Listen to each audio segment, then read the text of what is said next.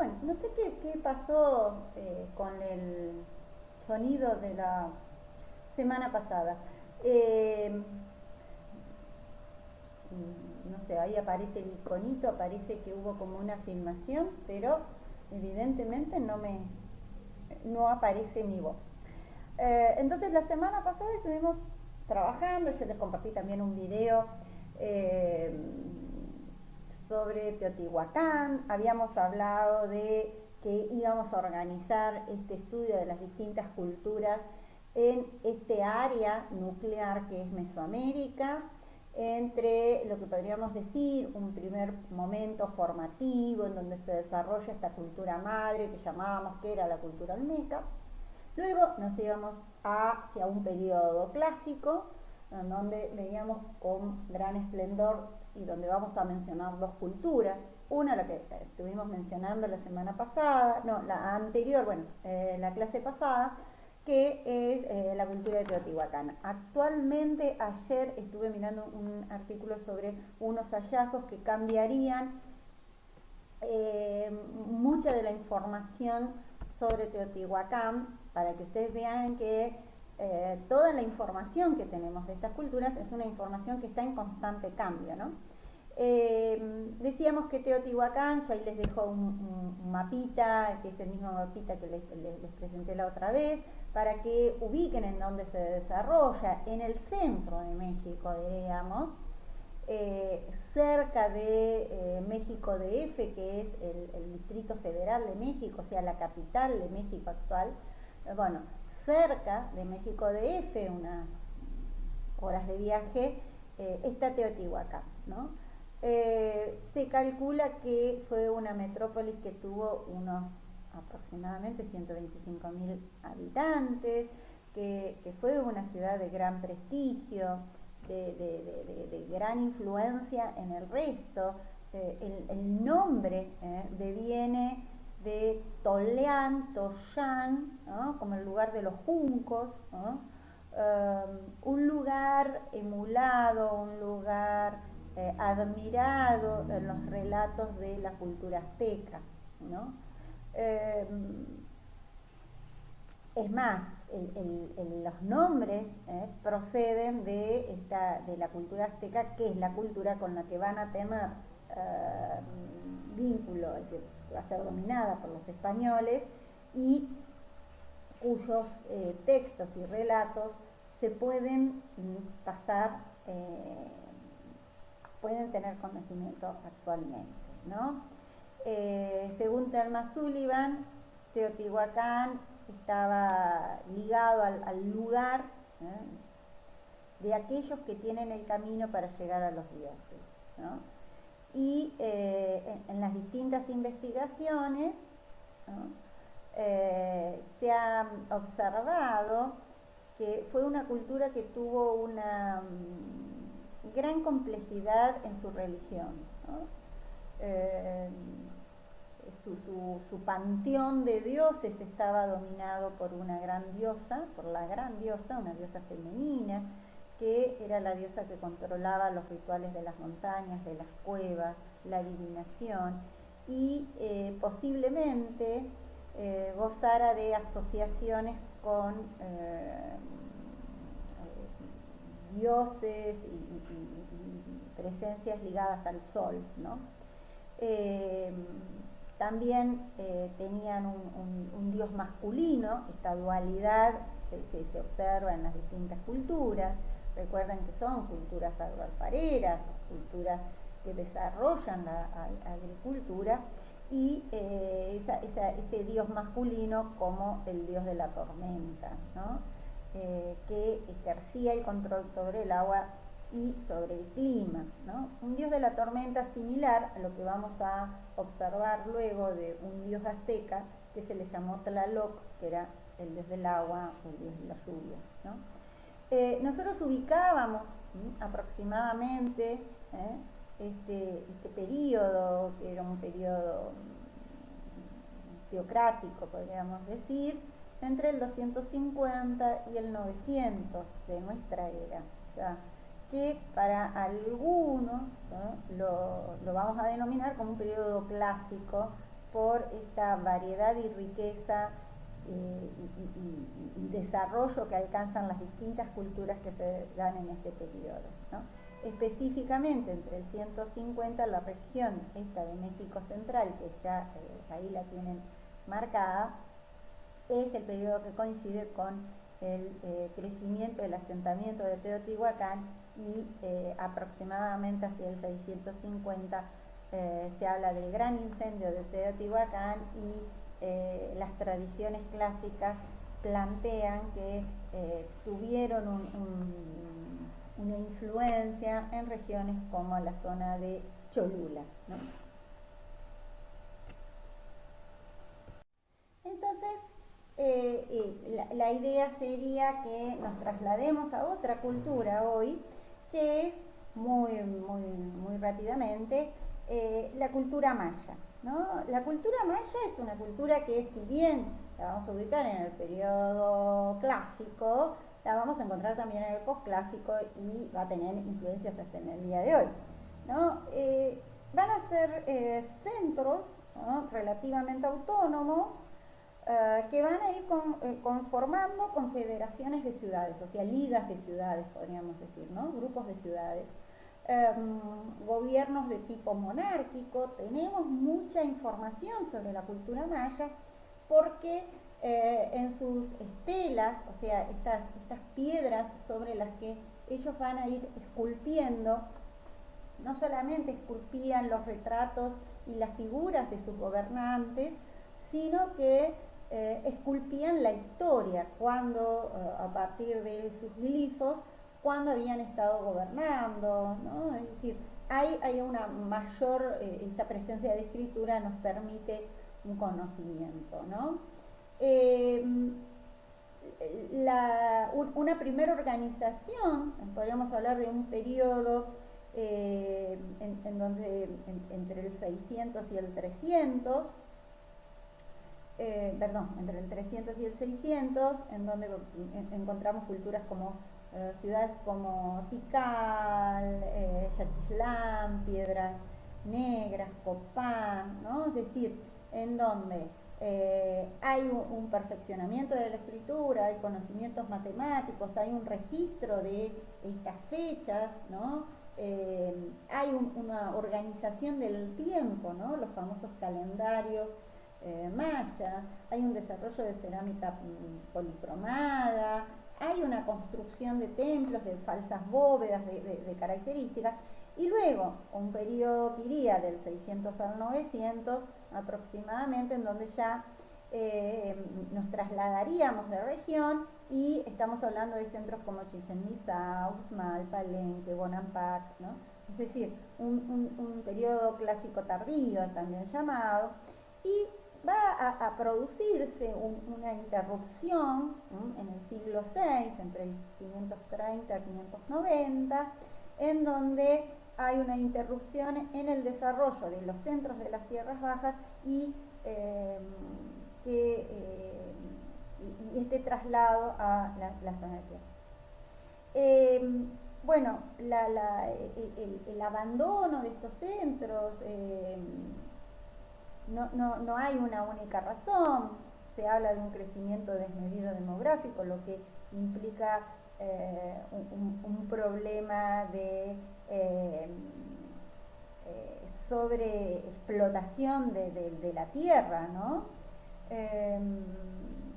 Todo el sistema agrícola se basaba en pantanos, y esa zona del Petén, que es una zona de selvas, ¿no? Generaba que esta necesidad cada vez de mayor presión por parte de la población para alimentarse, bueno, generara también presiones a nivel político y generara un abandono de la zona. Y por el otro lado, esta pérdida de confianza en los gobernantes, ¿no? El gobernante era un intermediario con los dioses, entonces si el gobernante se le perdía la confianza porque no podía evitar los desastres ecológicos. Los desastres ecológicos eran enviados por los dioses, entonces en esa pérdida hay también una deslegitimación, ¿no? Entonces, por el otro lado hay todo un abandono y una deslegitimación del poder de los reyes. Muchos se emigran, ¿no? Muchos de los habitantes de los pueblos, hay una rivalidad por otro lado entre las distintas noblezas, entre las distintas familias, y estas guerras también aumentan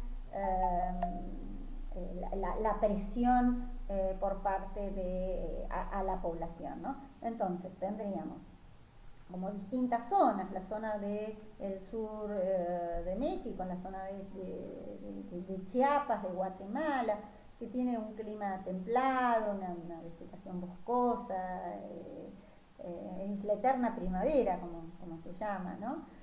Las tierras bajas del sur, ¿no? Toda esa zona del norte de Guatemala, del sur, todo el sur de Yucatán, ¿no? Ahí ya ese bosque tropical, lluvioso, ¿no?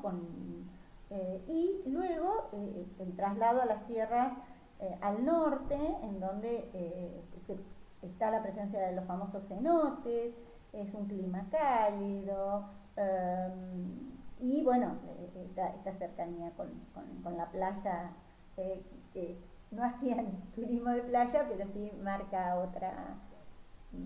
otra manera de pensar el territorio y de pensar las conexiones.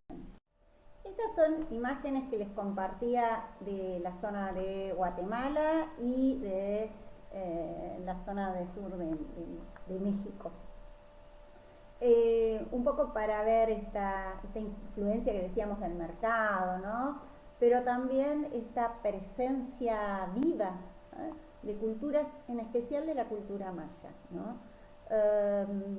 El periodo clásico, ¿no?, al que nos vamos a referir, que decíamos coincide por un lado el desarrollo en el centro de México, en la zona de México cercano a México DF, que era Teotihuacán, y por el otro lado nos vamos a una primera época en el sur de México, la zona de Guatemala en especial, que Guatemala, Honduras, que veíamos un primer apogeo y luego el traslado ya a la zona de Yucatán, pero que decíamos, en general ambas culturas clásicas van a desarrollar un fuerte urbanismo, o sea, las ciudades se van a constituir como centros de vivienda, de peregrinación, de organización política, de organización social, de espacio económico, de intercambio económico, ¿no? El mercado, hablábamos la otra vez, que era muy importante para las culturas americanas y para todas las culturas en realidad.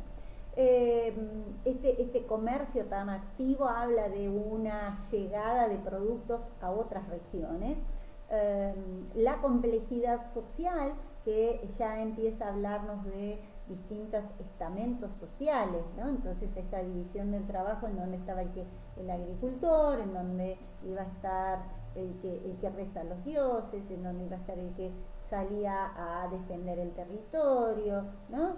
Es decir, sin llegar a ser culturas militarizadas como las culturas que vamos a ver la semana que viene. Por el otro lado, dijimos, hay un desarrollo de una agricultura ¿tecnificada en qué sentido? En donde empiezan a instalarse métodos de cultivo, la famosa roza y quema, que en lugares en donde ustedes piensan que son lugares selváticos, ¿no?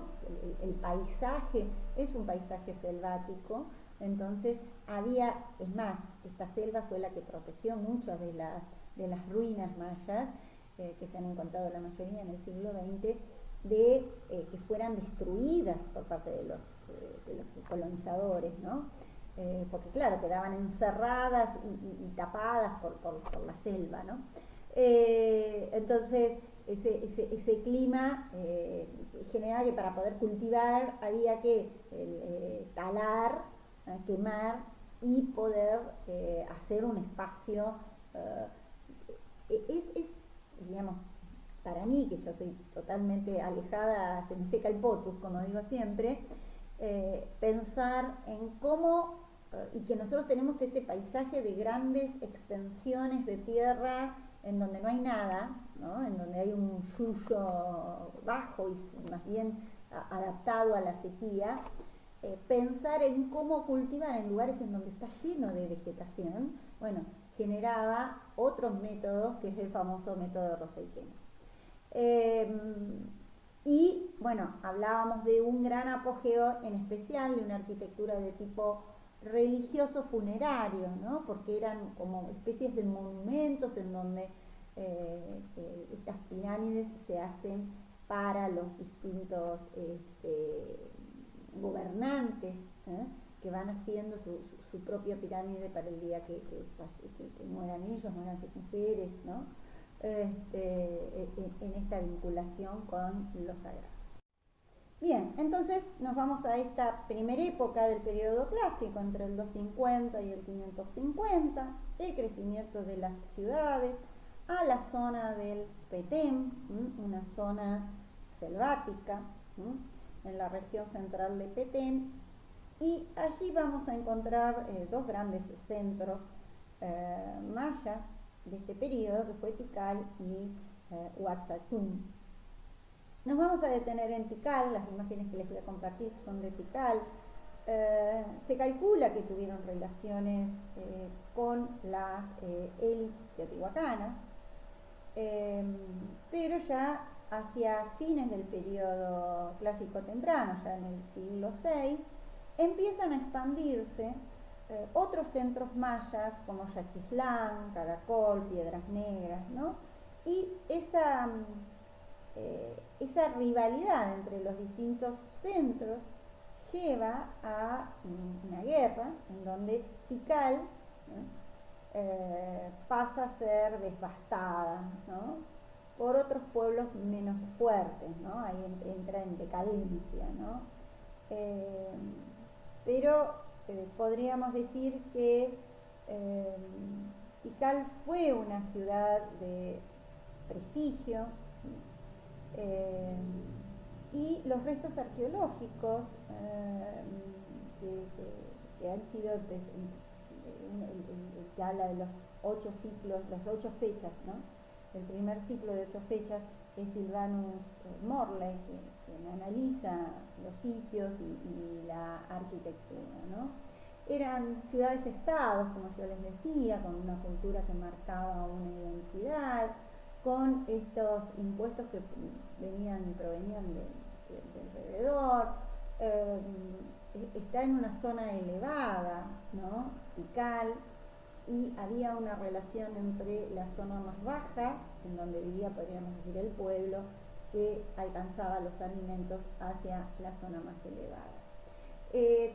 Tikal como ciudad, como centro, es un centro en donde vamos a encontrar templos con habitaciones, es decir, donde se vivía, donde se guardaban las ofrendas, los tributos, palacios,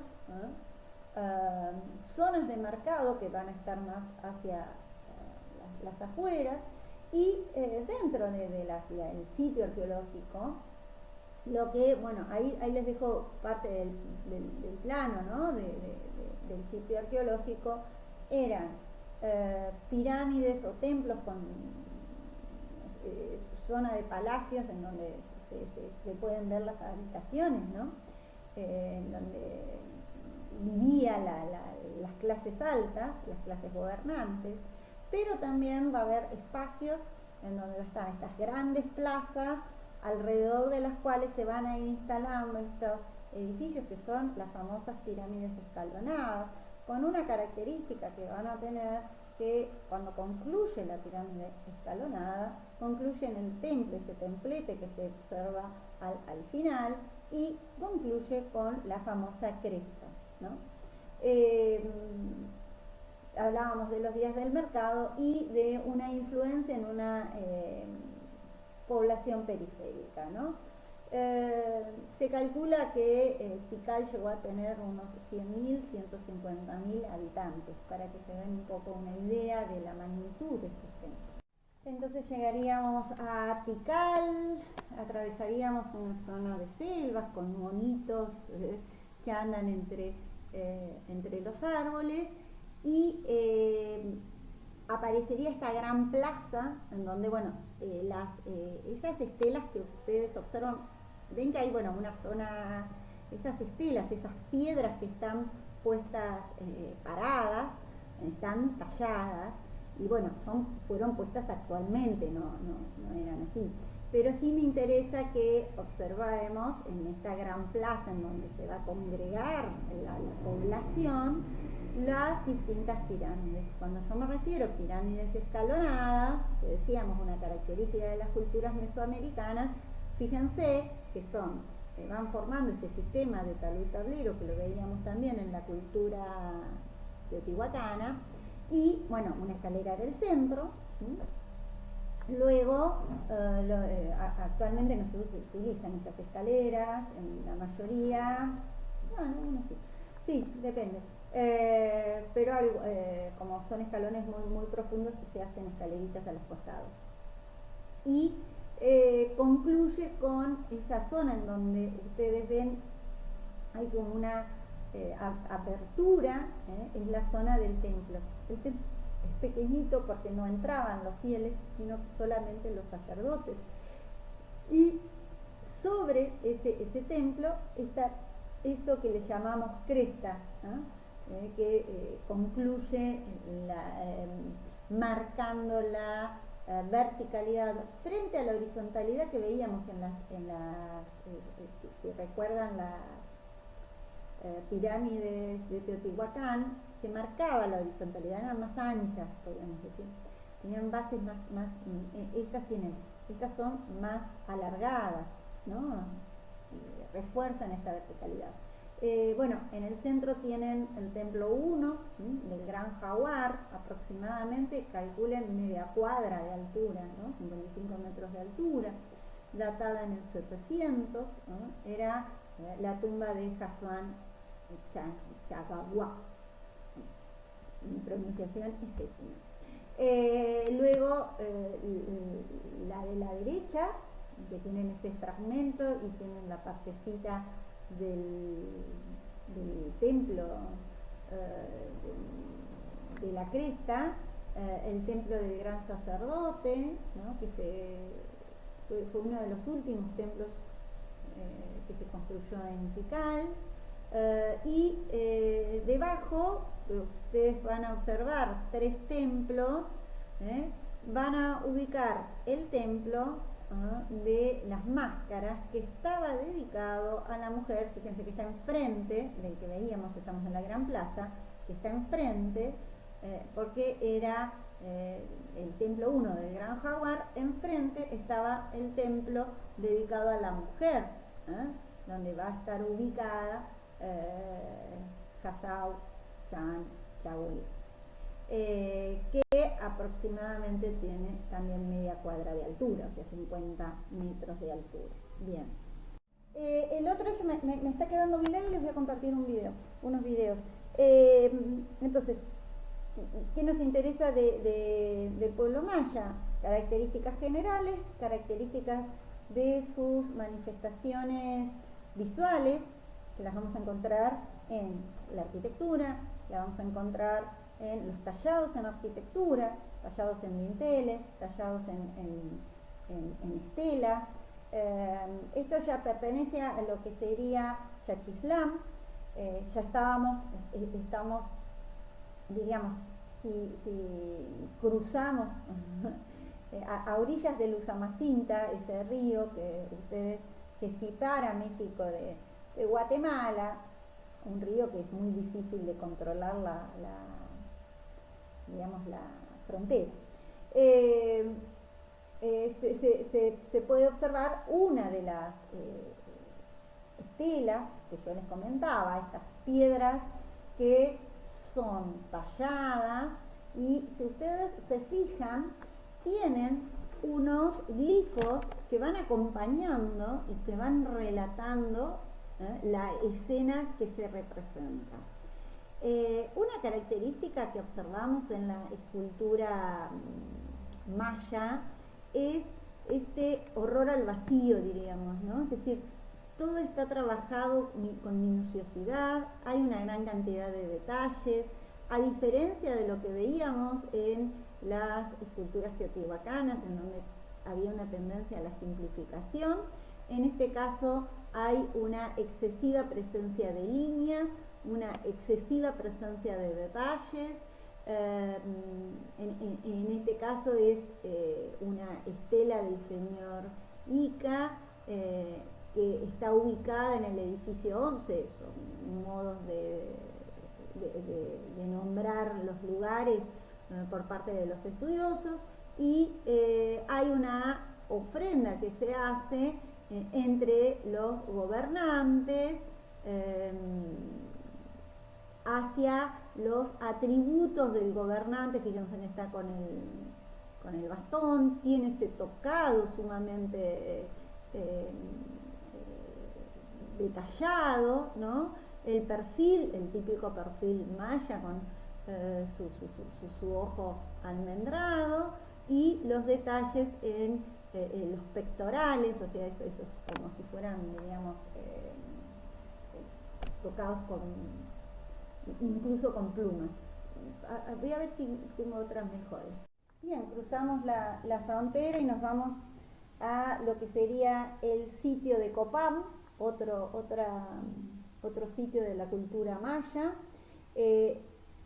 Vamos por parte. La foto del margen inferior izquierdo, van a ver que hay una gran plaza, que ya estamos acostumbrados. Alrededor de esa gran plaza van a estar los distintos templos y palacios. En uno de los márgenes va a estar el famoso juego de pelota, que decíamos que era típico de las distintas culturas mesoamericanas.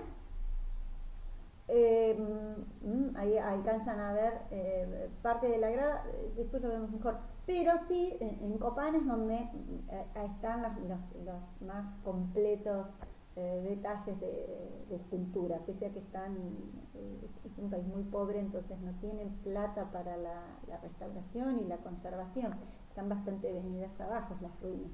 Pero fíjense esto que yo les decía, el nivel de detalle, bueno, el perfil maya, fíjense cómo es alargado, los labios prominentes, y ese tocado, fíjense que el penacho, ¿no? Tocado, en donde habla de la autoridad del representado, ¿no? Fíjense nuevamente la linealidad, la presencia de luces y sombras, de cóncavos y convexos, cómo se van conjugando. No hay ningún espacio que no esté trabajado, que no esté que no esté contando algo, digamos, en esa construcción, ¿no? en esa escultura. Por eso decíamos que hay como un horror al vacío. Pero bueno, me quedó muy largo. Las estelas son del siglo VIII, ahí les dejo la fecha. Y también me interesa que podamos ver algo también de pintura.